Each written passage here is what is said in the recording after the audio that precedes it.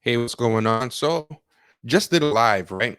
And when I was doing this live, I was looking for a particular book to illustrate something I was talking about, and I couldn't pull it up in time.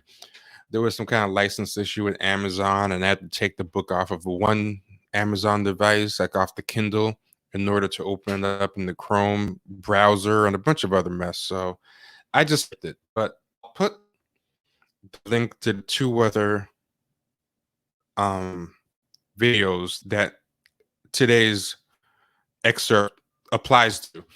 So what you can do is you can either watch those two videos, they'll be in the show description, then come back to this and look at the clip, or better yet, just read this excerpt or listen to me read this excerpt and then go over to those two videos. Choice is yours. Doesn't really matter. The excerpt, I think, stands well enough on its own that you don't really need to watch the other videos to apply it, but you'll get the point. But the videos were about Chelsea Handler and 50 Cent, as well as Tabitha Soren and Tupac, as well as Kennedy from MTV and Michael Jordan. And there was another example too that is not, some girl named Jeanette McCurdy and the NBA player Andre Drummond. And I was talking about the kind of triad in those cases, not so much in the Kennedy one because Sway, who was interviewing her, was black, but in the other three, there were white interviewers, and the white interviewers were kind of trying to tease out titillating aspects about the black men and their sexuality. And there were two things happening. One was the white women trying to change the narrative in retrospect in front of the white men and make sure that the narrative that got out was it was all about one-sided, unreciprocated black lust, and that they were just virginal, wholesome white women being creeped on by these um, um, sex-starved, white woman crazy black men, and that they were being good white women the whole time and not buying into it or just pretending to buy into it, or was just like a lark. And so that's one aspect of these interviews. And the other part is how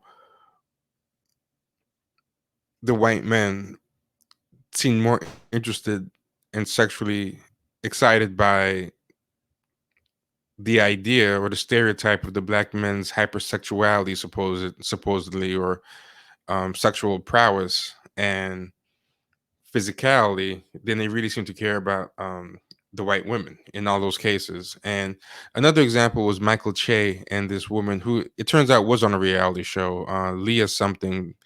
I was told she's on Real Housewives of New York or something. But this is the excerpt that I couldn't find. This is a booked Champagne Sharks guest that we haven't been able to, because of COVID and stuff like that. I haven't been able to actually get her on. Her name is Ann DuCille. Her name is Ann DuCille. And it's a book, right? We're going to talk about the Mandingo Syndrome, but let me talk about the actual book. The book is called, and I highly recommend it, it's edited by Toni Morrison, but let me pull up the actual cover. The book is called Birth of a Nationhood: Gaze, Script, and Spectacle in the O.J. Simpson Case. Edited by Toni Morrison and Claudia Brodsky LaCour. Introduction by Toni Morrison.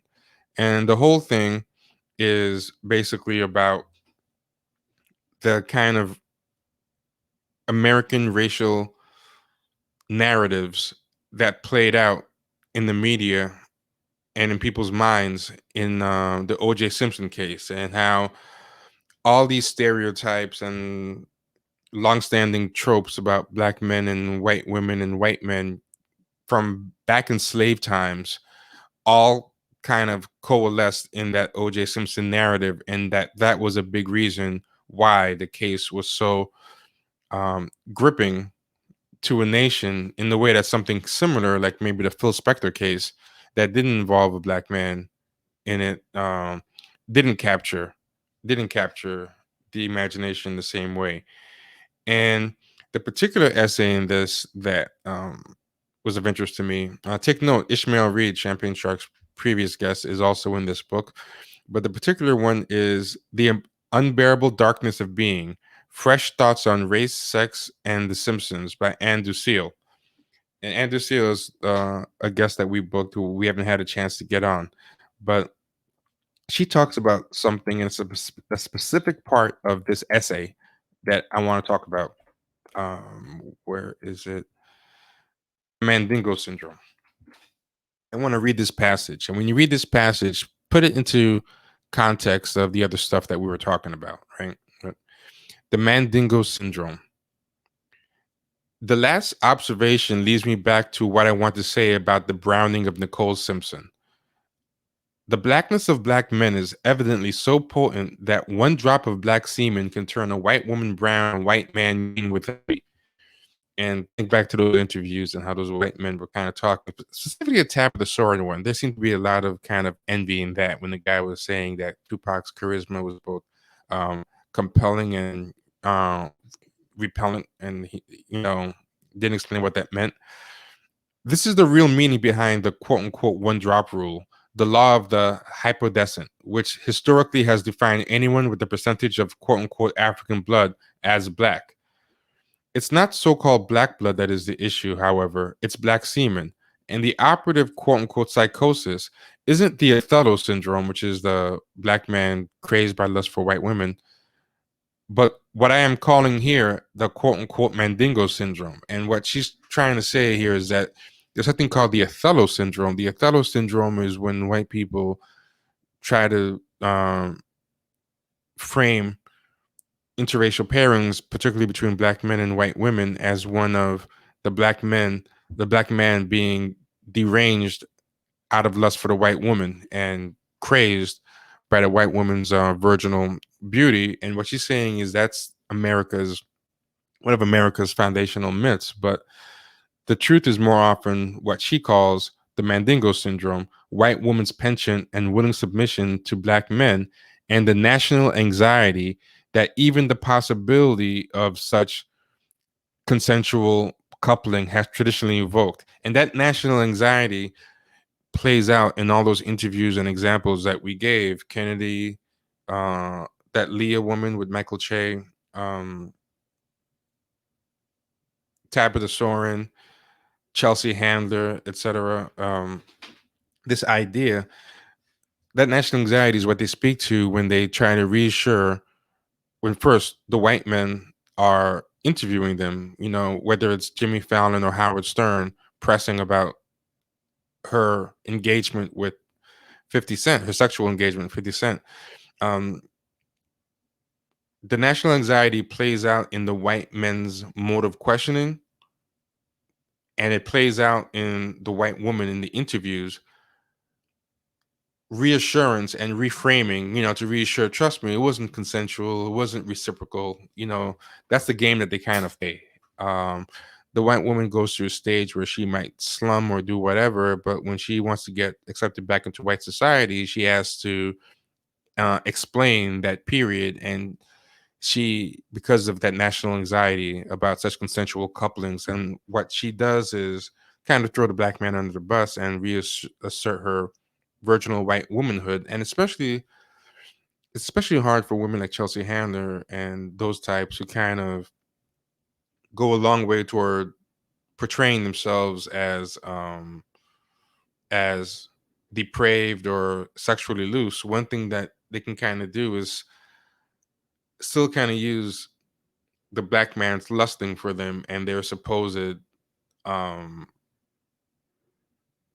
looking down on it as a way to still kind of claim a little bit of white woman virtue that they've otherwise kind of foregone in order to get famous and play this kind of slutbag character. So it continues, as the media theorist John Fisk writes, America has a long tradition of using the beauty and vulnerability of the white woman as a metaphor for its social order. The non-white male, out of sexual and social control, then individualizes and sexualizes the threat of the other race, now primarily the the black race, though in the 19th century, the figure of the male American Indian threatening the white female captive functioned identically. Sergeant Stacy Coon offered, and this is in the uh, Rodney King case, I believe. Sergeant Stacy Coon offered as justification for beating Rodney King the fear that King posed a quote unquote Mandingo threat to a white policewoman. Let me put it all the way up. Okay. I doubt that Stacy Coon knew what he was actually implying when he invoked the Mandingo image, for if we trace his allusion to his literary and cinematic roots, it would be the white policeman who posed a sexual. It would be, if we trace his allusion to his literary and cinematic roots, it would be the white policewoman who posed a sexual threat to Rodney King, not the other way around. In Mandingo, both the trashy 1975 film and the steamy Kyle Onstott novel on which it is based, it's not the loyal African slave, played badly by boxer Ken Norton, who poses a sexual threat to the young white mistress, Susan George. It's the already ruined, see the already ruined part? Think of like the Chelsea Handlers of the world, or Lisa Lampanelli's, or these women who are ruined because they're not quite the top tier of white woman. So in the movie Mandingo, um, this woman is kind of like a ruined woman because she's not really virginal, and she's not physically and lineage wise, she's a could be considered like the Aryan ideal of white beauty, but her sexual history and some other things kind of make her debased. But that's usually something that kind of tends to play a role, like that for some reason they're kind of ruined or semi-ruined, even if it's just from being with the black man. But it's the already ruined white plantation lady whose reckless sexual desire threatens the life of her husband's favorite slave, Mead, a tall, dark, handsome Mandingo she forces to quote unquote pleasure her, both to satisfy her own lust and to punish her husband for preferring his black concubine to his white wife. Uh, yeah, so she's in competition with the black woman that her white husband prefers to her. Her threat to cry rape if Mead refuses to have her way with her places the moronically loyal slave in a dilemma of biblical proportions. He must serve two masters, one of whom is determined to make him her mistress. Ultimately, Mead pays a high price for his loyalty. So does she, for that matter. When the white wife gives birth to a baby too dark to be her husband's, the infant is made to bleed to death, and the African is shot, pushed into a vat of boiling water, and then run through with a pitchfork. The nigger-loving wife is merely given the same toxic toddy that's used to kill slaves too old or infirm to work. But the Mandingo's crimes, sleeping with the white woman and knocking her up, are so horrible that the cuckolded husband has to kill him 3 times over. It's important to understand that in Mandingo, much as in the syndrome I've given its name, it's the white woman who aggressively pursues or willingly submits to the reluctant black man. Too terrible to contemplate for white America, the Mandingo syndrome has never been clinically diagnosed, except by me. I'm not a doctor, but I play one in this essay. Its dread and unspeakability lie precisely in its consensual nature. The fact that Mandingo syndrome sex isn't a matter of the black man's uncontrollable lust for and rape of white women, but of the white female's sexual desire for the black man. So this sentence here, its dread and unspeakability lie precisely in its consensual nature. That's kind of what the interrogation was about, say, when that white racist guy was interviewing Tabitha Soren. He was kind of like, please tell us, like, you weren't consenting to that it wasn't a two-way street. It seems kind of like it to me, but I'm giving you a chance to both rehabilitate your image, and also to reassure us and the other white men at home and the nation that the social order is still intact, and that this is the Othello syndrome and not the Mandingo syndrome. That he was lusting for you, you weren't lusting for him, and all the pathologies and the black root things, at the end of the day, we can be reassured are real. But there's another aspect to the syndrome that is, if anything, even more unspeakable: white male desire for the black male body. And this is kind of what you see with a lot of these black blue check gay guys always performably thirsting for white men, or things like Ed Buck. Ed Buck is an example of what this passage is about to be about. And also, slave play very much plays into this as well. Um, White male desire for the black male body, or what I've decided to call Mapplethorpism, in honor of the white gay photographer Robert Mapplethorpe, whose studies of nude black men are legendary for the homoerotic fetishizing of the black male body, especially the penis. I mean by Mapplethorpism something more than mere homoeroticism, however. I mean the term to identify an appetite that doesn't start or stop with simply gaze, but that acts out its desire in passionate, even violent deferral. White men's sexual desire for and exploitation of black women is historically manifest. Their erotic desire for black men, however, is equally well covered up. So much so, in fact, that it most often masquerades as both hyper heterosexuality and rabid racism. What I am suggesting then is that not only does homophobia mask homophilia, as many have long maintained, but negrophobia masks negrophilia in much the same way. It is its implied literalness that has made the term nigger lover such fighting words among white men. The multiple repressions and displacements involved in Mandingoism and Mapplethorpism are, of course, of Freudian proportions, but they also point out just how self absorbed Freud really was. His phallocentric theory of female penis envy rises from a displacement only a man can make. Only a man could look at his own penis and assume that a woman would want to own it, wear it, have it. Only a white man can look at a black man's penis and assume that his white woman would want to have it. Quote, projecting his own desires onto the Negro, Fanon wrote, as in Frantz Fanon, the white man behaves as if the Negro really had them, end quote. This displacement represents the ultimate intentional fallacy. White men, and this is what I was saying before, I couldn't remember what happens when white men kind of get fixated on this pairing, and what happens when, with the appeal of interracial porn and cuckold porn and the whole cuckold scene. She explains right here perfectly.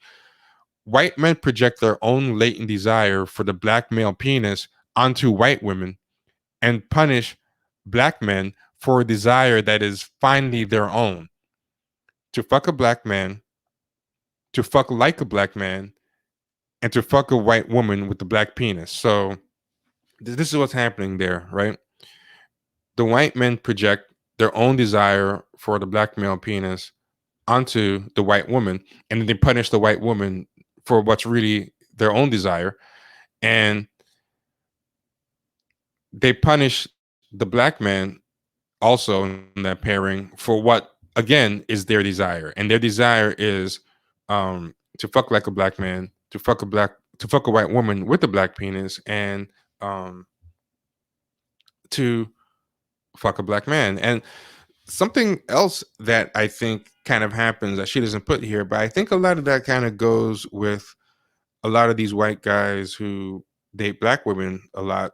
If you look at people like that Travis Kelsey guy and stuff like that, who was dating a black woman, a lot of times, a lot of these guys will have that yo swag, and they'll be having this fades and parts. Like Travis Kelsey always seemed to be kind of affecting a black man's swag. And a fourth thing that I would say kind of happens in this thing that Ann DuCille leaves out is sometimes a white guy will want to fuck a black woman with a black penis. And I think that's kind of what happens. They feel like a real test of if I can appropriate a black male penis as a white man, if I can fuck like a black man, is if I can even satisfy the black man's woman. Then I'll really know that I can fuck like a black man, and that I can fuck as if I had a black penis. So I think that's another. I mean, I don't think it's an oversight on her part, because at the end of the day, this is about the O.J. Simpson case, and that last part is not relevant. But I just thought it was an interesting thing to throw out there, right? Anyway, continuing. The necessarily absolute repression of such desires may explain why the racism of someone like Mark Furman particularizes itself in animus against interracial, that is, black male, white female coupling. White female, black female couplings are either unremarked upon or sanctioned. Part of Furman's defense against charges of racism was that he once dated a black woman. Um, Such racial hatred veils a triply transgressive desire that crosses the boundaries of gender, race, and sexuality. In a Lacanian analysis, the tyranny born of white man's unrequitable desire for the black phallus might be known as the outlaw of the father.